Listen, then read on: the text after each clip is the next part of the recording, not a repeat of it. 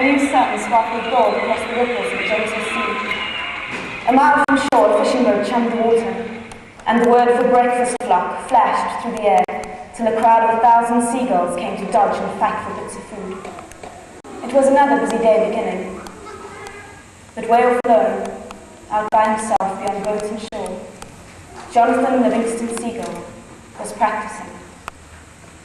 100 feet in the sky, he lowered his webbed feet, lifted his beak, and strained to hold a painful, hard, twisting curve through his wings. The curve meets, now fly slowly. Now I slow until the wind is a whisper in my face, until the ocean stands still beneath. He narrowed his eyes with his concentration, held his breath. Force one single more inch of curve. Then his feathers rattled. He stalled and fell. Seagulls, as you know, Neapolitan, never stall. To stall in the ends for their disgrace, and it is dishonor. But Jonathan Livingston Seagull, unashamed, stretching his wings again in their trampling hard curve, slowly and stalling once more was no ordinary bait. Most girls don't bother to learn more than the simplest things of life, how to get from shore to food and back again. For most girls, though, it is not flying that matters, but eating. For this girl, it was not eating that mattered, but flight. More than anything else, Jonathan Livingston Seagull loved to fly. This kind of thinking I found is not the way to make oneself popular with other birds. Even my parents always made us spend whole days around, making hundreds of malleable glides experiment. He didn't know one, for instance, but when he flew at altitudes less than half his wingspan above the water, he could stay in the air longer with less effort. His glides ended not with the usual feet down splash into the sea, but with a long flat wake as he touched the surface with his feet tightly streamlined against his body. When he began sliding into feet-up landing on the beach, then pacing the length of his slide in the sand, his parents were very much dismayed indeed. Why, John, why? Why is it so hard to be like the rest of the flock? Why don't you leave it up going to the pelican or the albatross? Why don't you eat, John? You're burning feathers. I don't mind being grown feathers, Mama. I just want to know if I can do in the air or I can't. I just want to know. See ya, Jonathan. Winter isn't far away. Birds will be few and the surface fish will be swimming low. If you must study, then study food and how to get it. This flying business is all very well, but you can't eat a glide, you know. You must remember that the reason to fly is to eat. The next few days, I tried to behave like the other dogs, screeching and fighting with a flock around the piers of fishing boats, diving on scraps of bread and fish, but I couldn't make it work. It's also pointless. I could be spending all this time learning to fly. There's so much more to learn. It wasn't long before Jonathan Gore was off by himself again, far at sea, hungry, happy, learning. The subject is speed, and in a week's practice, I learned more about speed than the process of flying. From 1,000 feet, flapping my wings high as I can, I push over into a blazing steep power dive and learn my seagulls go to make blazing steep power dives. In just 6 seconds, I learned to do 70 miles per hour. The speed at which one's wing goes unstable on the upstroke. Time after time it happened. Careful as he was, working at the very peak of his ability, he lost control at high speed. Climb to 1,000 feet. Full power straight ahead first and then push over flapping into a vertical dive. Every time his left wing stalled at an upstroke, it rolled violently left, stole his right wing, recovering, and flicked like fire to a wild tumbling spin to the right. He couldn't be careful enough on that upstroke. 10 times he tried. Every time as he passed through 70 miles per hour, he burst into a chilling mass of feathers, out of control, crashing down into the water. The key must be to hold the wings still at high speeds, to flap up to 50, and then hold the wings still. From 2,000 feet, he tried again, rolling into his dive, beak straight down, wings full up, and stable from the moment he passed 50 miles per hour. It takes tremendous strength, but it works. In just 10 seconds, I've learned to do 90 miles per hour. I set a world speed record for seagulls. But victory was short-lived. The instant he began his pull-out, or the instant he changed the angle of his wings, he snapped into that same terrible, uncontrolled disaster. and at 90 miles per hour it hit him like dynamite. Jonathan Livingston Seagull exploded in mid-air and smashed down into a very hot sea.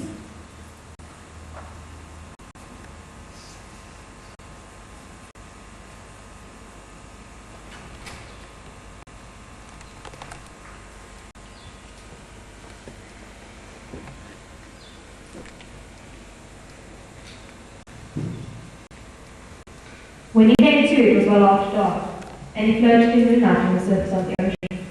His wings were ragged from on the deck, but the weight of failure was even heavier on his back. He wished feebly that the weight could be just enough to drag him gently down to the bottom, and endure him. As he sank low in the water, a strange hollow voice sounded within him. I am a seagull. I am limited by my nature. If I were meant to fly at speed, I have the wings of a falcon and live on mice instead of fish. My father is right. I must forget this foolishness. Fly home to flock. Be content as I am. As a poor, limited seagull. Yes, for a seagull that lands on shore. From this moment forth, I'll be a normal gull. It will make everyone happier.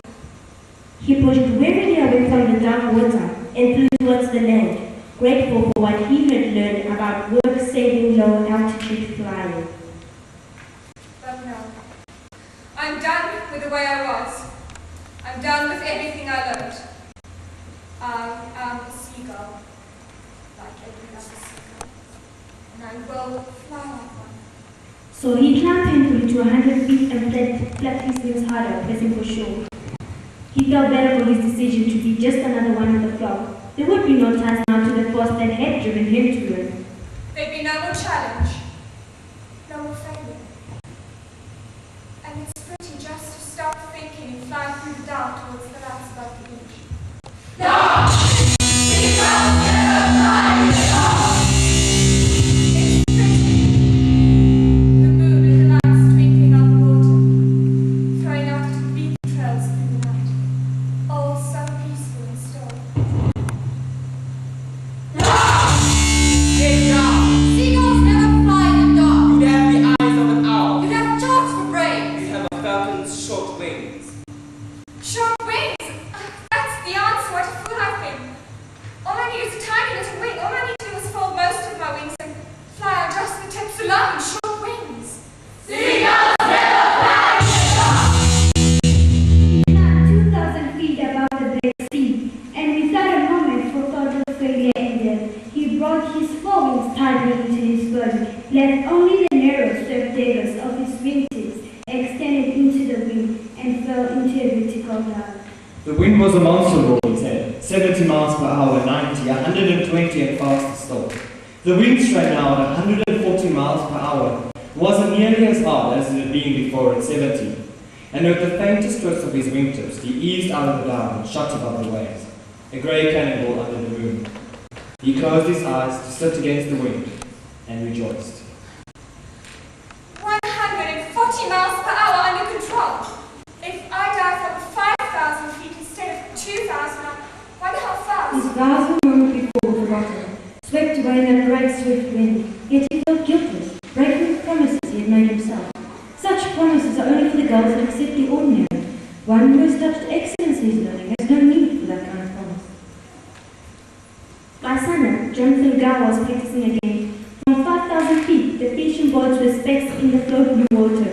But this flock was a faint cloud of dust motes, circling.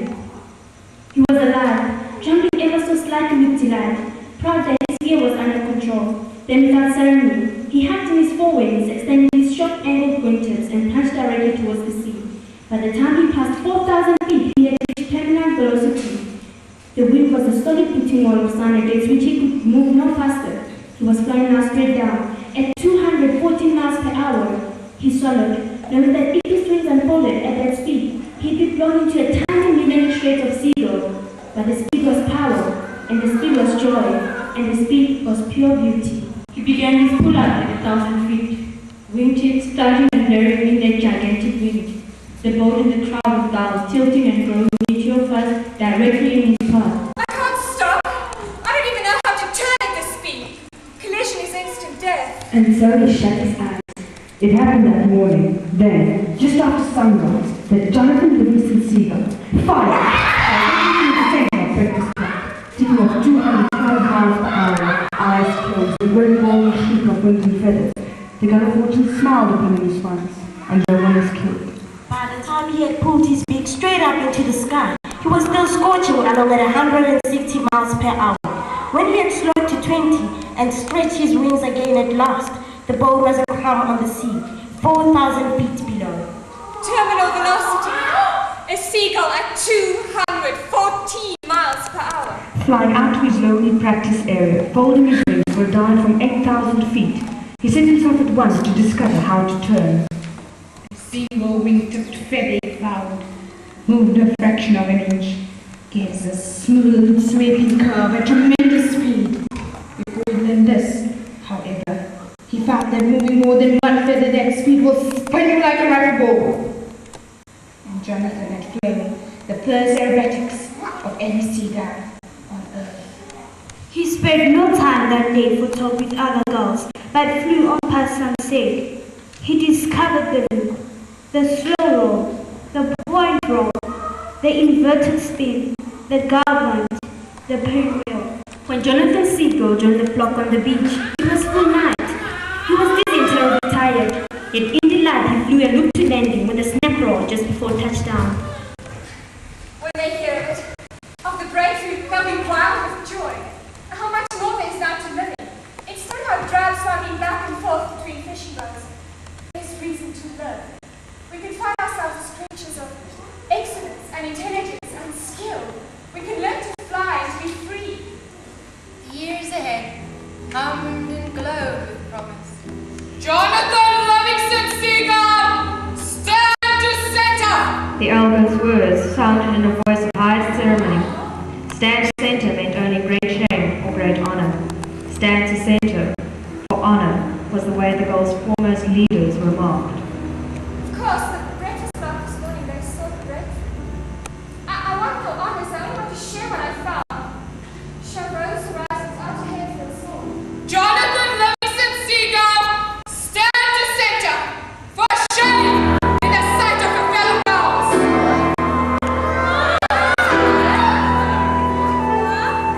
Center for shame. Impossible, but the breakthrough you can't have. For the reckless, irresponsibility, violating the dignity of the gull family. To be centered for shame meant that he would be cast out of Gull society, banished to a solitary life on the far cliffs.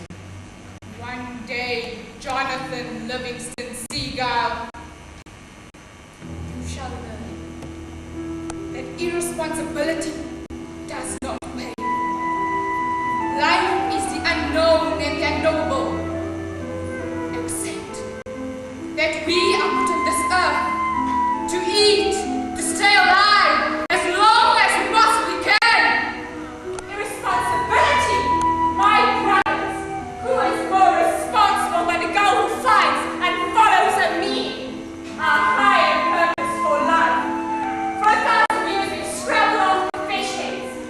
Now we have reason to learn, to discover, to be free. Give me one chance. Let me show you what I found.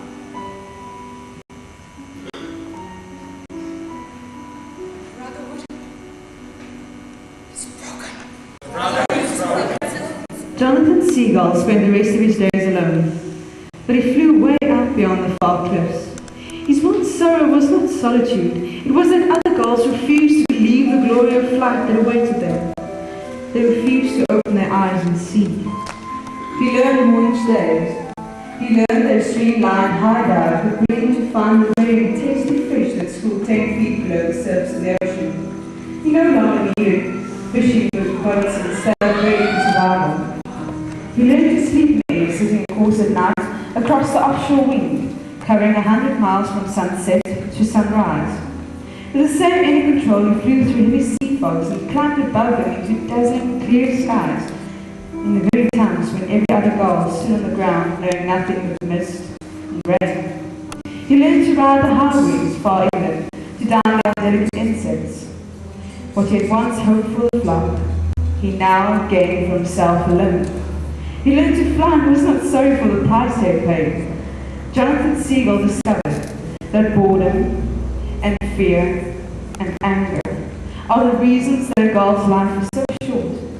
And with these gone from his thoughts, he lived a long, fine life indeed. There came to be evening then, and found Jonathan gliding peaceful and alone through his beloved sky. The two gulls that appeared at his wings were pure starlight, and the glow from them was gentle and friendly in the high night air. But most lovely of all was the skill in which they flew, their wing tips moving a precise and constant inch from his own. Without a word, I put them to my test. The test which no other gull had ever passed. I twisted my wings, slow to a single mile per hour while still. They slowed with me, smoothly locked in position. They know about slow flying.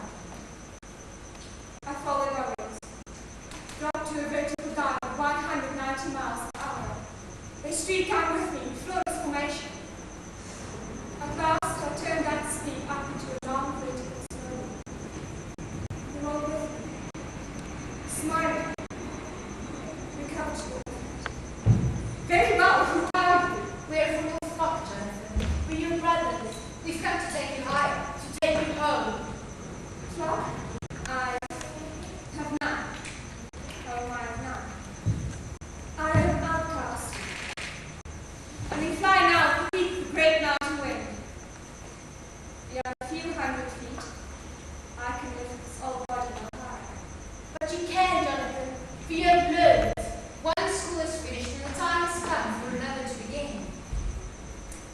And as it shined across me all my life, so understanding lies this moment for me. You're right. I can fly higher, and it is time to go home. He gave one last long look across the sky, across that magnificent silver land where he had learned so much. I'm ready, and I rose with two starbright stars to disappear into a perfect dark sky.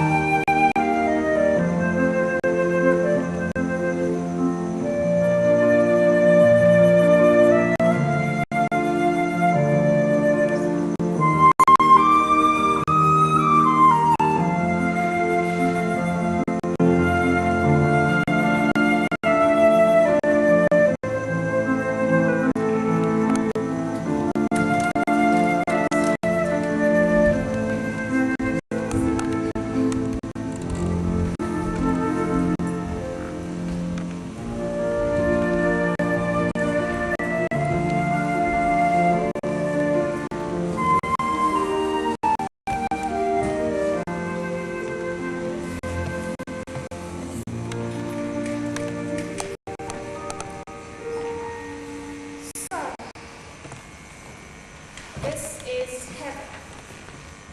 And I have to remind myself it's hardly respectful to analyze heaven in the very moment one flies up to enter it. As he came from Earth now above the clouds and in close formation with the two brilliant gulls, he saw that his own body was growing as bright as theirs. True, the same young Jonathan Seagull was there that always lived behind his golden eyes, but the outer form had changed.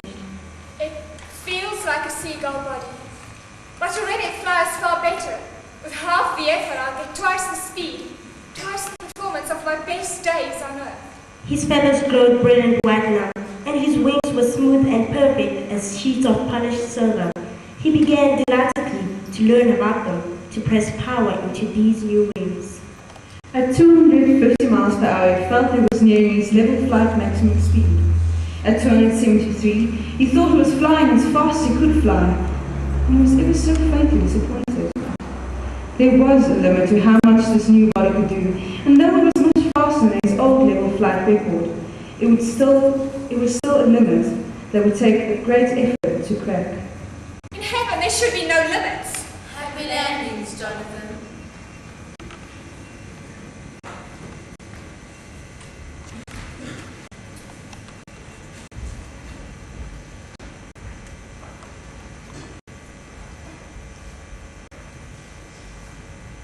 Why so few gods? In heaven should be flocked with gods. Why am I so tired all of a sudden? In heaven, gods are never supposed to be tired or to sleep. Where did I hit it?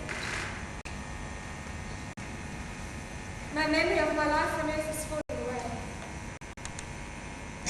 Earth has been a place where I've learned much, of course, but the details are blurred. Something about fighting for food, being outcast. The dozen girls by the shoreline came to meet him, none saying a word.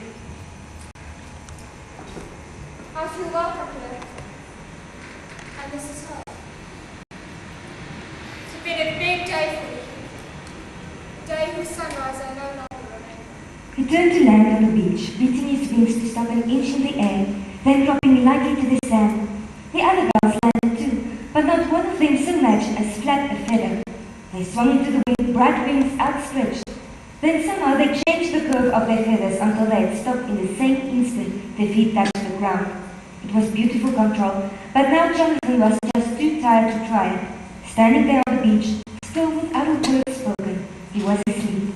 In the days that followed, Jonathan saw that there was as much to learn about flight in this place as there had been in the life behind it, but with a difference. Here are girls who think as I think. For each one of them, the most important thing in living is to reach out and touch perfection the way they most love to do. And that is to fly. They're magnificent birds, all of them. They spend hour after hour every day practicing flight, tasting advanced aeronautics. For a long time, Jonathan forgot about the world that he had come from. That place where the flock lived with his eyes tightly shut to the joy of flight, using its wings as means to the end of finding and fighting for food. But now and then, just for a moment, he remembered. He remembered it one morning when he was out with his instructor, while they rested on the beach after a session of folded wing snap rolls. Where is everybody sitting? Why aren't there more of us here? Where I came from, there were thousands and thousands of girls. I know. The only answer I can see, John, is that you're pretty well away from the river. Most of us came along ever so slowly. We went from one world into another. It's almost exactly like that.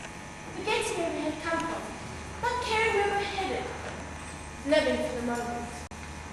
Do you have any idea how many lives we went through before we realized that there's more to life than eating and fighting with power among the flock? 1,000 lives, John. 10,000. And then another 100 before we realized that there's such thing as perfection. And then another 100 again before we realized that the purpose of our lives is to find the perfection and to show it forth. Of course, the same holds for us now. We choose our next world to what we're learning this one. Learn nothing, and our next world's the same. The same limitations and their brains to overcome. But you, John, you don't have to go through 1,000 lives to reach this one. In a moment they were airborne again, practicing. The formation point rolls were difficult, for through the inverted half, Jonathan had to think upside down, reversing the curve of his wing, and reversing it exactly in harmony with his instructors. Let's try it again.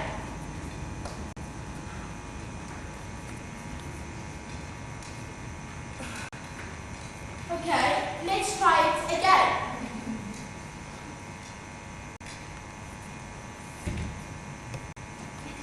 Good. One evening, the girls that were not night flying stood together on the sand, thinking. Jonathan took all his courage in one hand and walked to the elder girl who, it was said, was soon to be moving beyond this world. Chang, Yes, my son. Chang, this place isn't heaven at all, is it? You are learning again, Jonathan Seagull. What happens from here? Where are we going? Is there no such place as heaven? No, John, there is no such place. Heaven is not a place, and it is not a time. Heaven is being perfect. You're a fast flyer, aren't you, Jonathan? I enjoy speed. You will begin to touch heaven in the moment that you touch perfect speed. And that isn't flying 1,000 miles an hour, or 1,000,000, or flying at the speed of light, because any number is a limit. Perfect speed, John, is being there.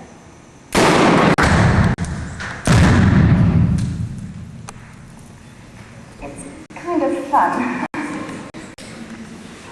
How do you do what is it feel like? How far can you go? You go to any place and any time that you wish to go. I've gone to everywhere and every when that I can think of. It's strange. The girls who scorn perfection for the sake of travel go nowhere, slowly.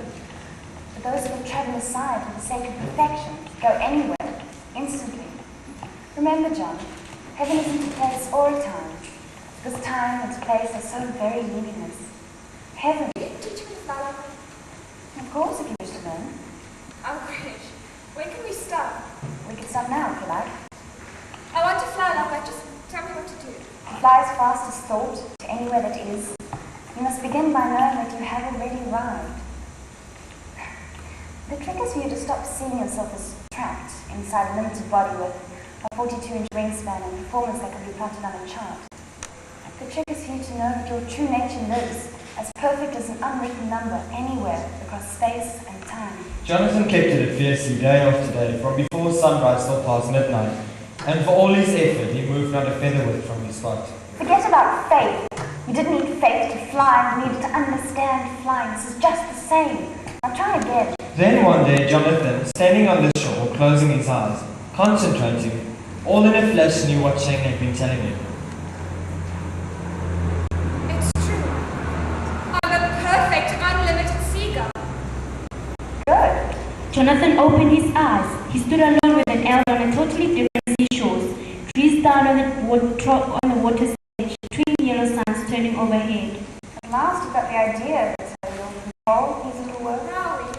Want some planetology with the blue sky and another starry sun. It works. Of course it works, John. It always works if you know what you're doing. Now, about your control. By the time they returned, it was dark.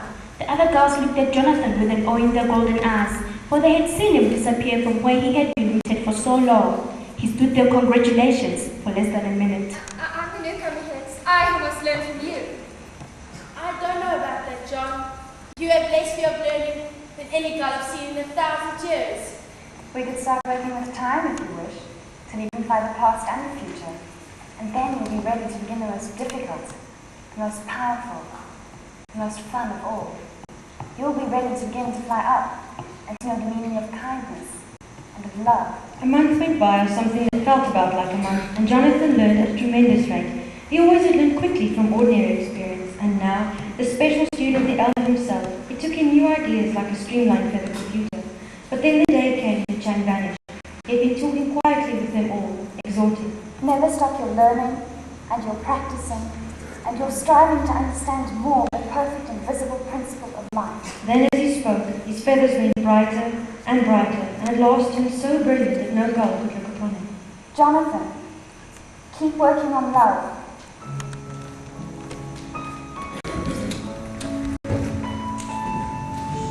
When they could see again, Chang was gone. As the days went past, Jonathan found himself thinking time and again of the earth from which he had come. If he had known just a tenth, just the hundredth of what he knew here, how much more life would have meant. He stood on the sand and fell to wondering if there was a gull back there who might be struggling to break out of his limits, to see the meaning of flight beyond the way of travel to get a breadcrumb from a rowboat.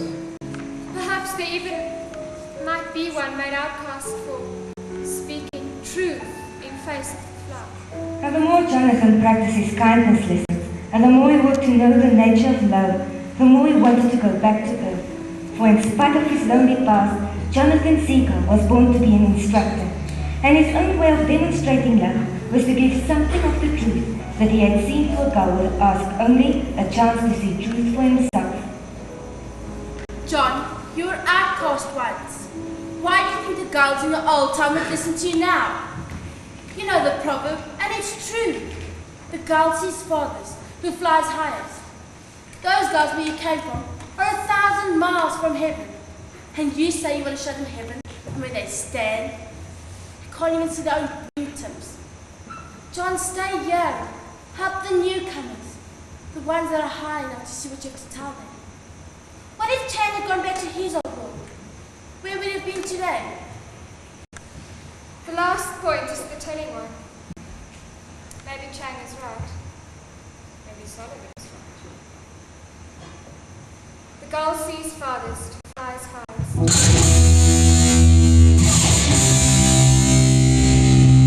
Jonathan stayed and worked with the new birds coming in, who were all very bright and quick with their lessons. But the old feeling came back, and he couldn't help but think that there might be one or two girls back on Earth who would be able to learn too. What if Chang had come to me on the day that I was made outcast? Sonny, I must go back. Your students are doing well, and they can help you bring the newcomers along. John, I think I'll miss you. Sonny, for shame. Don't be foolish. What are we trying to practice here every day?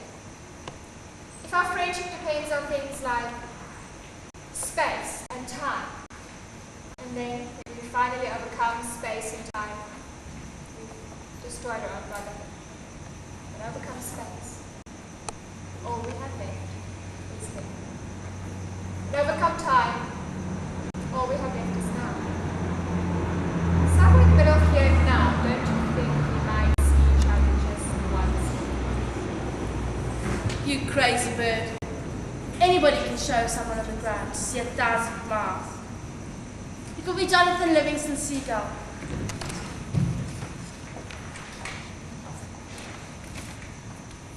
Goodbye, John, my friend. Bye, Sally.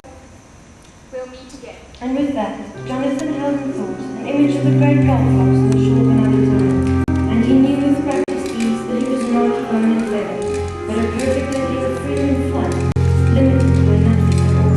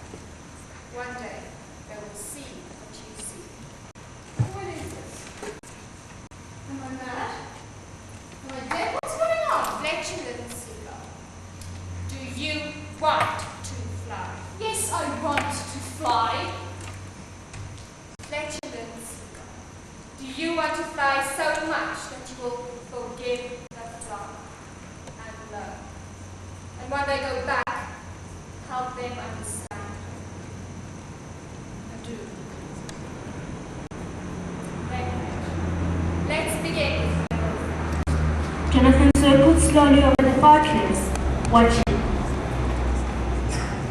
This rough young Fletcher gull is very nearly a perfect flight student. He's fast and quick, light in the air. But far away more important, he has a blazing drive to learn to fly. Here he comes this minute, a black great shape roaring out of a dive. then another try at a 16-point vertical slow roll, calling the points out loud. 8, 9, 10. Steve, Jonathan, I'm losing airspeed. 11. I want good sharp stops at yours. 12, but blasted. I just 13. Can't make these last 3 points. You're wasting your time with me, Jonathan. Don't. I try, but I'll never get it. You'll never get it as long as you make that pull-up so hard. Fletcher, you lost 40 miles per hour on the entry. You have to be smooth. It's a smooth, easy entry. Let's try to get information and pay attention to that pull-up. It's a smooth, easy entry. By the end of 3 months, Jonathan had 6 other students, outcasts still, yet curious about his strange new idea of flight, for the joy of flying. Still, it was easier for them to practice high performance than it was to understand the reason behind it. Each of us is in truth an idea of the great God, the unlimited idea of freedom. And anything that stands against that freedom, we have to put aside. That's why all this high-speed practice, the low-speed practice, the aeronautics, and my stereotypicness, exhausted from the days of practice. They like the flying, of course, because it was fast and exciting, and it fed a hunger for learning that grew with every lesson. But not even Fletcher and Siegel have come to realize that the flight of ideas is as real as the flight of wind and faith.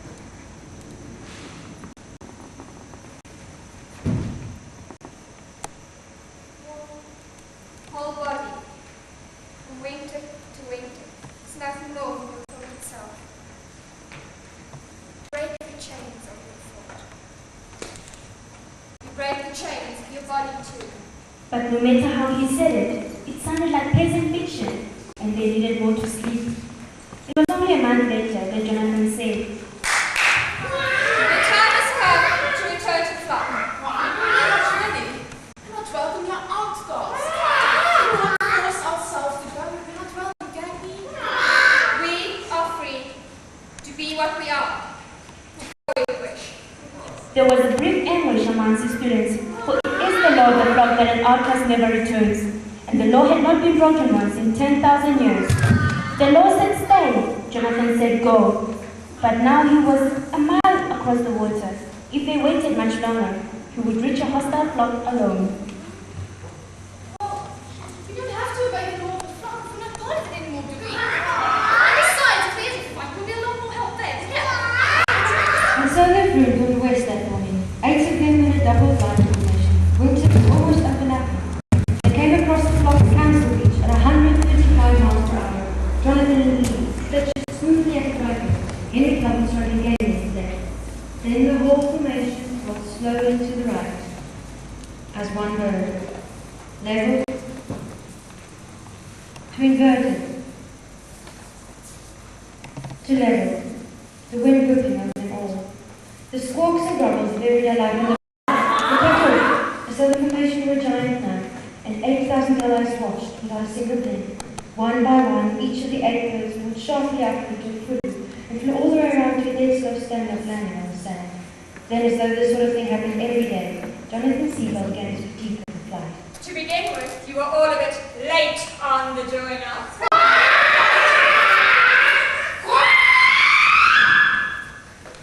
They are outcasts! Back to return! And that shall not happen! Okay, they may be outcasts, but how did Ignore them. Anyone who speaks is an outcast. Is an outcast. Anyone who dares looks upon an outcast breaks the law of the flock. Grey feathered backs returned upon Jonathan from that moment onward, but he didn't appear to notice. He held his practice sessions directly over the council beach, and for the first time began pressing his students to the limit of their ability. Martin Gunn, you say no low speed flying. You know nothing, Tony. Fly! So quiet little Martin William Seagull settled to the court under his instructor's fire, surprised himself and became a wizard of low speed. In the lightest breeze, he could curve his feathers to lift himself without a single flap of wings from sand to cloud and down again.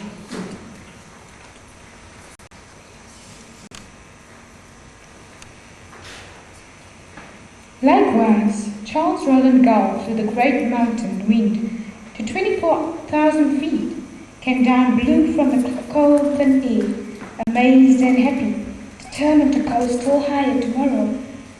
Fletcher Seagull, who loved aerobatics like no one else, conquered his 16-point vertical slow roll and the next day topped it off with a triple cartwheel, his feathers flashing white sunlight to a beach from which more than one further eye watched.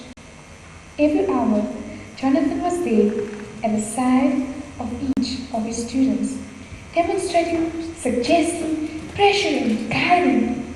He flew with them through night and cloud and storm for the sport of it, while the flock huddled miserable on the ground.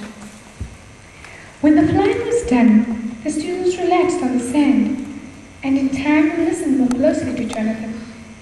He had some crazy ideas that they couldn't understand, but then he had some good ones that they could.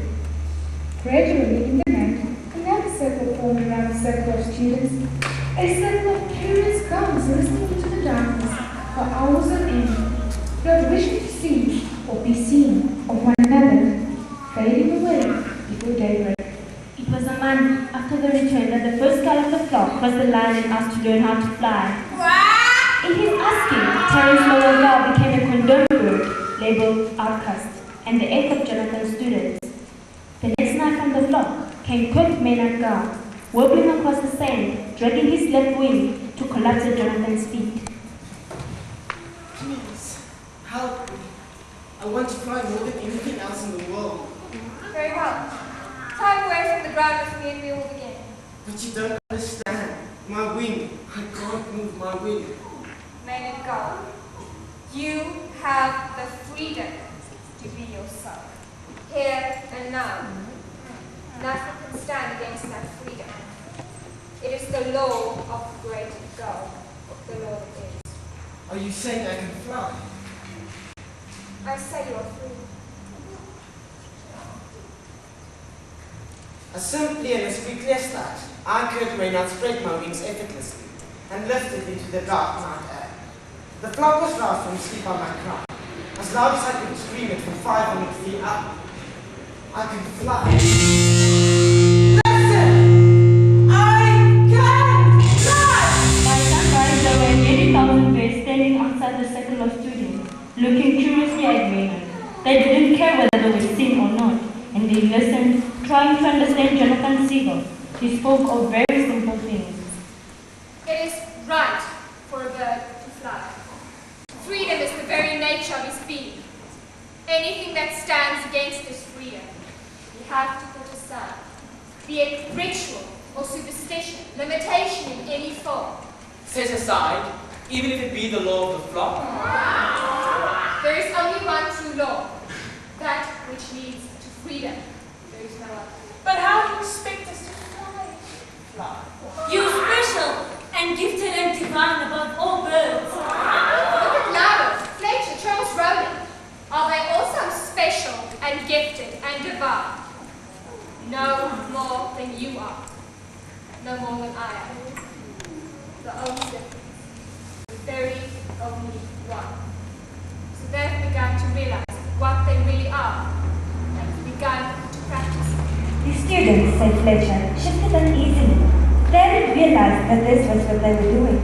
The crowd grew larger every day, coming to question, to idolize, to scorn.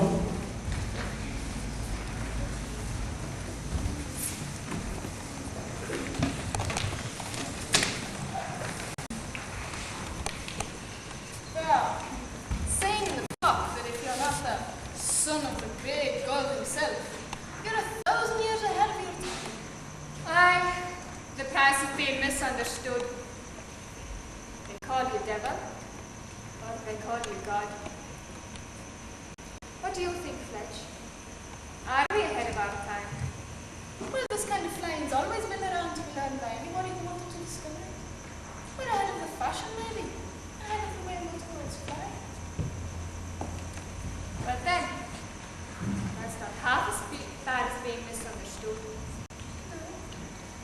It happened just a week later.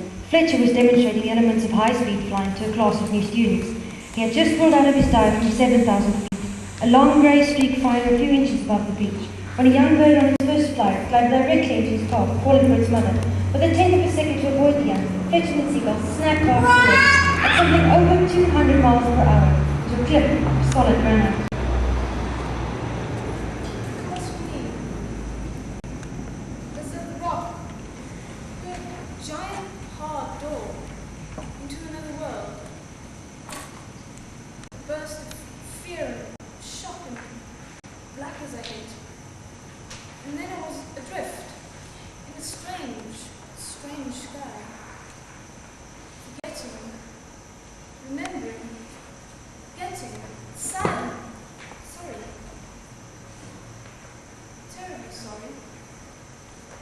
The trick, Fletcher, is that we are trying to overcome our limitations, patiently, in order. We don't tackle flying through rock until a little later in the program. Jonathan, also known as the son of the great god. The cliff. Haven't I? Didn't I die? Come on, Fletch, think. You're talking to me now, and obviously you didn't die, did you? What you did manage to do was to change your level of consciousness rather abruptly. It's your choice now. You can stay here, work on this level, which is quite a bit higher than when you left, by the way. Or you can return and work with the clock. The elders were hoping for some kind of disaster, but they started to oblige them, so well. I want to go back to the clock, of course. What have you done with the new group? Remember what we were saying about the body being nothing more than thought itself? He lives! He that was this lives! That's why I came to brought to life the son of the great God! No! He denies it! He is a devil! Devil! Devil! Devil! Devil! Devil! Devil! Devil! Devil!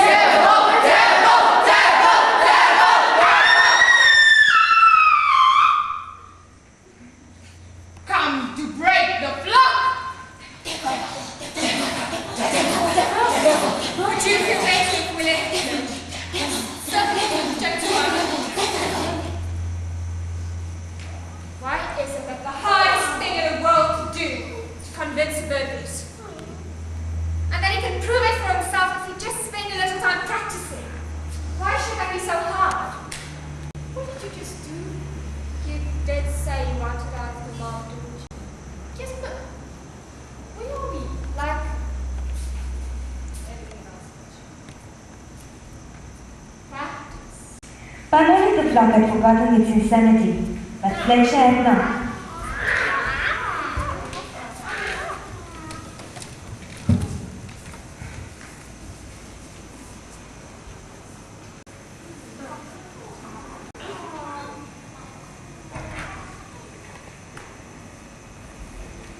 Jonathan, you know what you said a long time ago about loving the flock enough to return to it and help learn?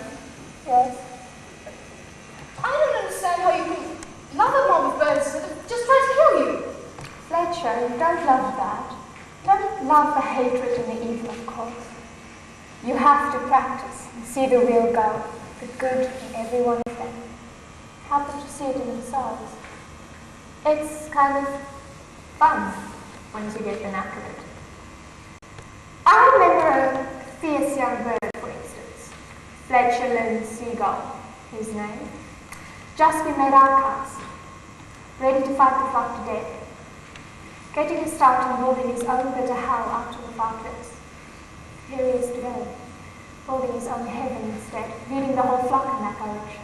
Me leaving? I couldn't leave.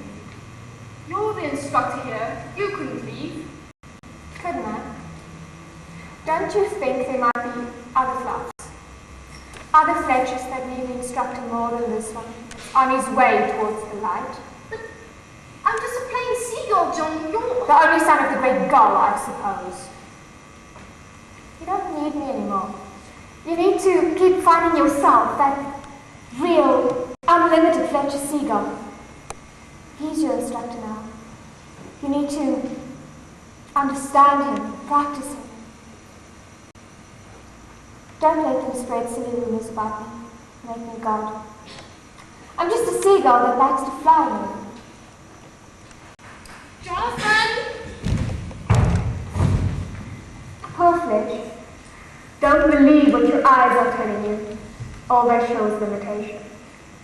Look with your understanding. Find out what you already know. You'll see the way to fly.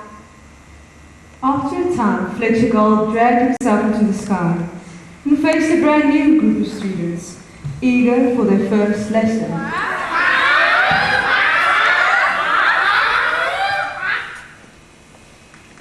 To begin with, you've got to understand that a seagull is an unlimited idea of freedom, an image of the great God. And your whole body, from wingtip to wingtip, is nothing more than your thought itself. Come on, this doesn't sound like a rule for loop. Very well then. Let's begin with level flight. And in saying that, I understood all at once that my friend had quite honestly been no more divine than myself. No limits, Jonathan. Well then, the time's not distant when I'm going to appear on your beach and show you a thing or two about flying.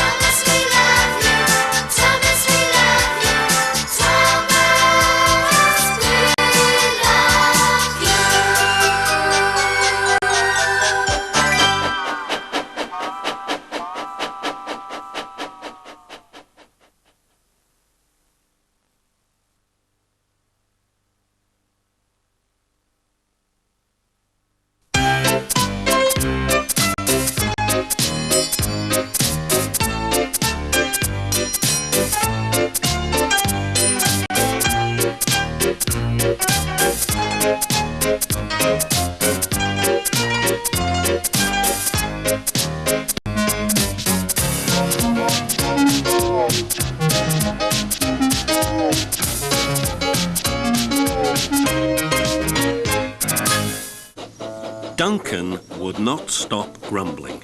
He grumbled that he wasn't polished enough. He grumbled that he was overworked. Most of all, he grumbled about the passengers. "I'm ashamed of you, Duncan," said Skarloey. "Thank goodness Rheneas is coming home soon. Perhaps he'll teach you some sense before it's too late." "What has Rheneas to do with me?" "Rheneas saved our railway," replied Skarloey. "Please tell us about it," said Peter Sam. "Well," began Skarloey, "it was before you came here. Things were bad. Rheneas and I had to keep the trains running, or our railway would have to close." "How awful," murmured Peter Sam. "I tried hard," continued Skarloey, "but my old wheels ached. Rheneas understood. 'It's my turn now,' he'd tell me. He was often short of steam, but he always struggled to a station and rested there. 'I mustn't stop between stations,' he'd say. 'The passengers wouldn't like it.'" "Sure," huffed Duncan. He had stopped on a viaduct and hadn't cared at all. "Passengers," continued Skarloey, "get cross if you stop at the wrong places. Rheneas stopped in a wrong place once, and this is what happened. One wet and windy afternoon when the rails were damp, Rheneas was travelling home with a full train. There were even passengers in the guard's van. It wasn't a comfortable ride at all. Rheneas's wheels kept slipping, and it was a steep climb.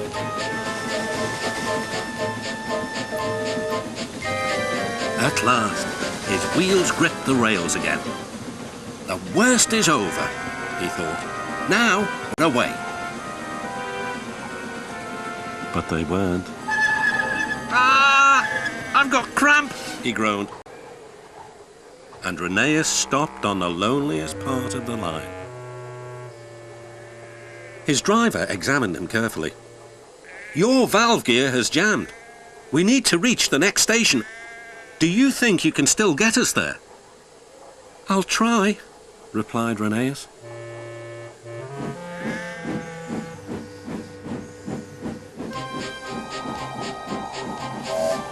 Rheneas did his best.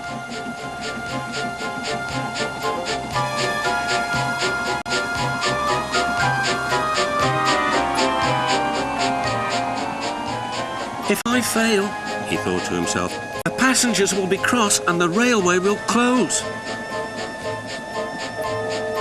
Everything blurred. He was really too tired to make another turn of his wheels. But he did. And another, and another, and another. Finally, tired but triumphant, Rheneas reached the station. "I'm here at last," he wheezed. "Thank you for getting us home," said the passengers. "We'll tell all our friends what a fine railway this is." His